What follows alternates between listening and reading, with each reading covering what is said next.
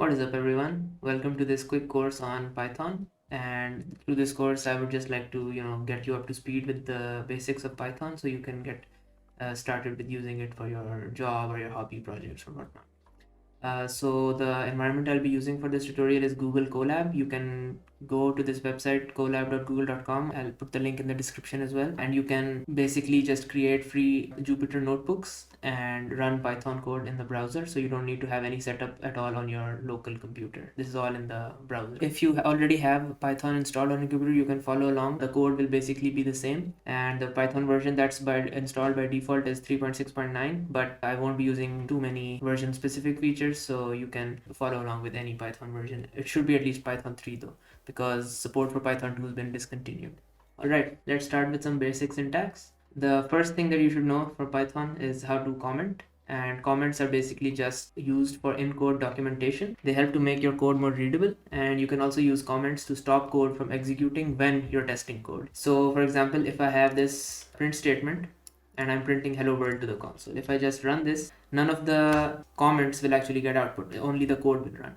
And if I write another statement and I just want the second one to run and not the first one, I'll just comment out this line, and when I run this, only the second print statement runs.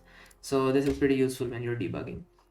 So that's comments. You can also add comments after your code and it won't affect the code before the comment.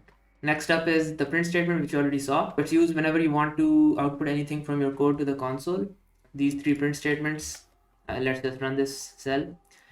So I just printed 3 lines. I printed hello world, I printed 1, 2, 3, 4, and I printed 12.3. So simple, nothing much to it. Notice that the print statement automatically adds a new line for subsequent runs.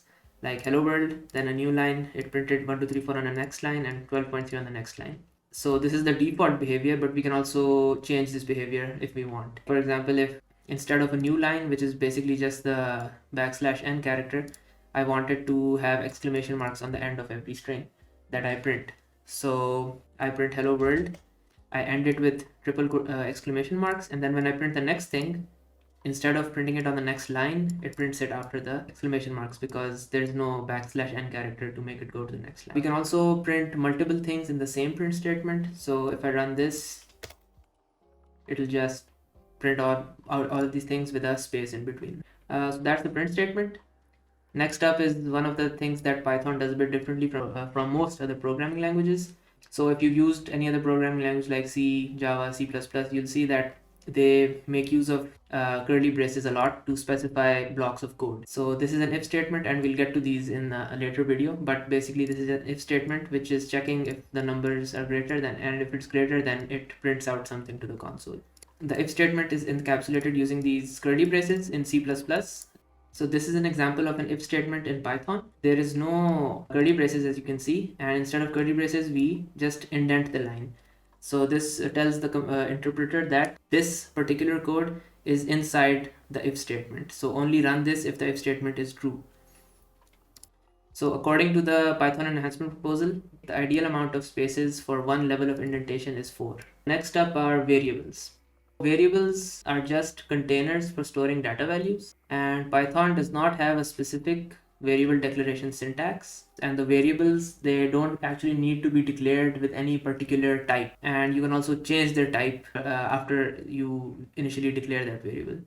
So if you compare it to other languages like C, C++, so if you write, and you first have to declare the type of the variable, then the name of the variable, and you then assign a value.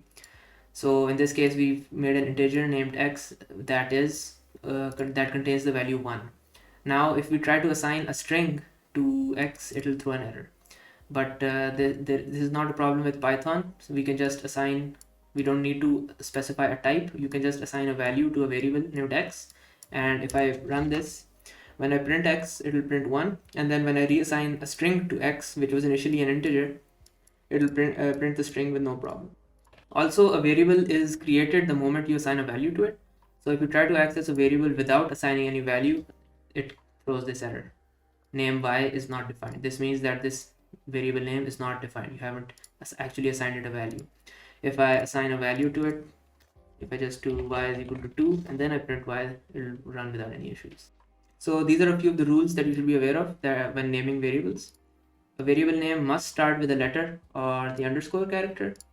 Variable names cannot start with a number, and a variable name can only contain alphanumeric characters and underscores, basically A to Z, 0 to 9, and the underscore.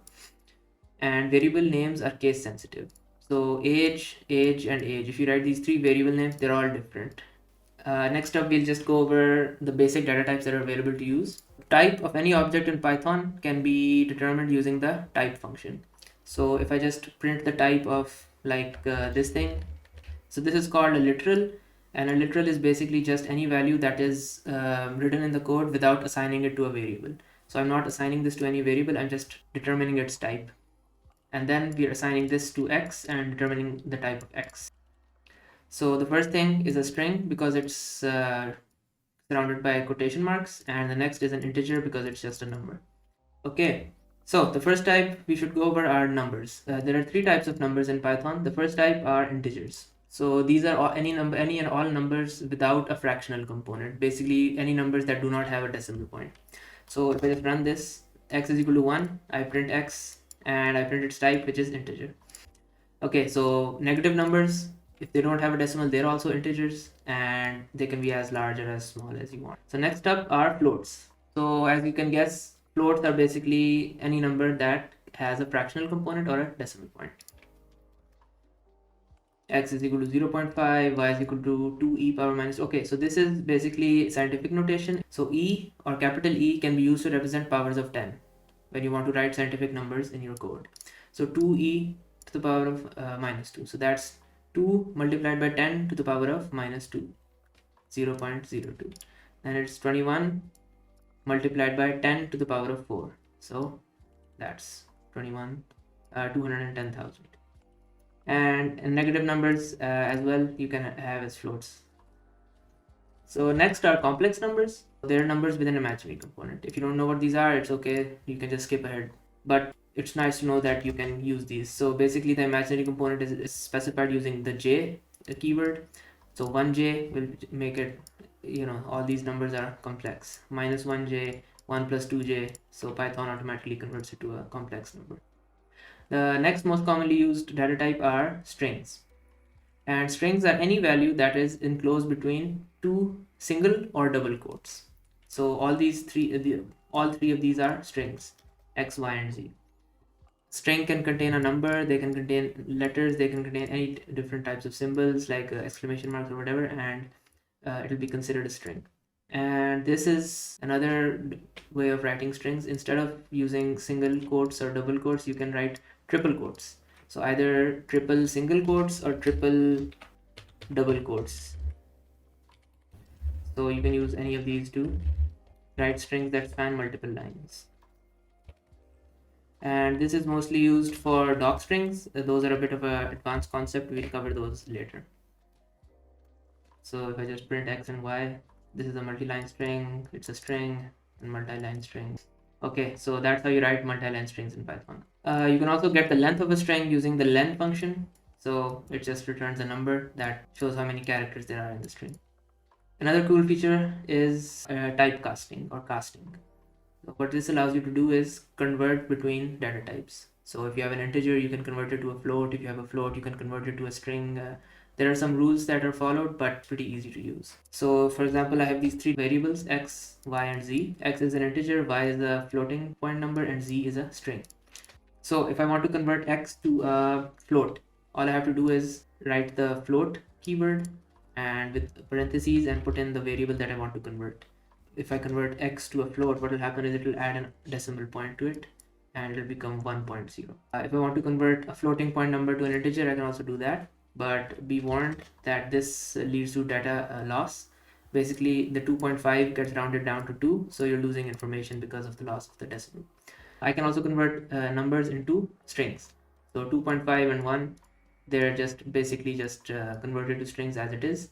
I can try to convert this string, which is z, into an integer, but what it says is invalid literal for int with base 10. So you cannot convert strings that contain alphabets or symbols into numbers, but you can, if you have a string that contains only numbers, you can convert that into a string easily using the same casting methods.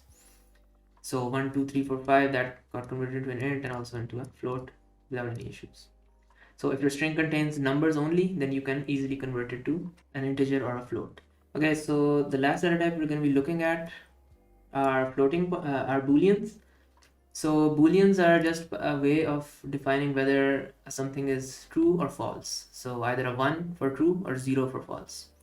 The keyword that's used for defining Booleans is true and false, and they're case sensitive. So capital T for the true and capital F for the false. If I write whatever this is, so true and false, X is true, Y is false, and their class is Boolean or bool for short. And if I try to assign it using a small t, as we can see, it is case sensitive. Name true is not defined, it's just trying to find a variable called true which doesn't exist. So the keywords for Booleans are true and false. And that's it for this video. We just went over some of the basic data types and a bit of the basic syntax of Python. In the next video, I'm going to go over some of the basic operators that are available, arithmetic operators and whatnot. So I'll see you in the next video.